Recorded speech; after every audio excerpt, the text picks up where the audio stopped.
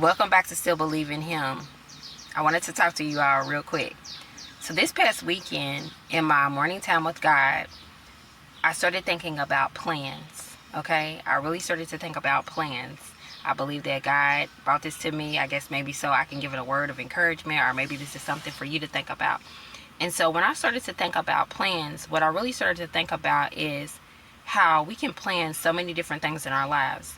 You know, we can plan where we want to go to school. We can plan where we want to live at. We can plan where we want to have a family, plan on opening a business, plan on how we want our career path to go.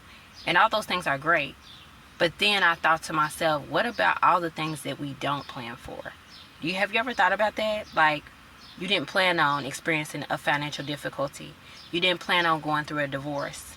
You didn't plan on heartbreak and pain, experiencing that from a relationship. You didn't plan on going through the loss of a loved one unexpectedly. You didn't plan on losing your job. You didn't plan on being single for all these years. So many different things that you just did not plan for.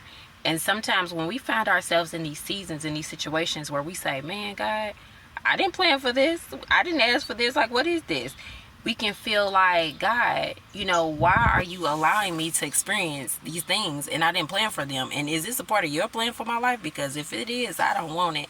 But what I have learned in those seasons where I really question and ask God, like, why am I going through this? Because I didn't plan on going through this. Like, I didn't plan for this to happen. I didn't anticipate this to happen. Like, this was not a part of my plans at all.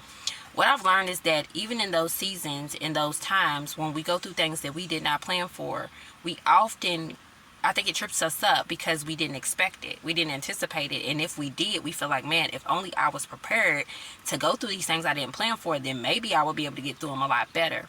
But the key is this. Anything that you go through, you have to remember, the scripture says it's Deuteronomy 31:8, that God is with you. And everything that you go through, God is with you.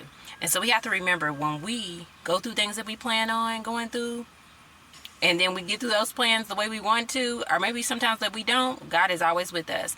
And the same happens when we go through things that are unplanned in our lives and God allows those things to happen. He is always with us. I believe that Charles Stanley said this. If I quote it wrong, forgive me, Lord, but I believe he said something like this. He said that a lot of times when we go through things, it's unexpected. The things that we go through that is unexpected, it's unexpected to us, but not unexpected to God.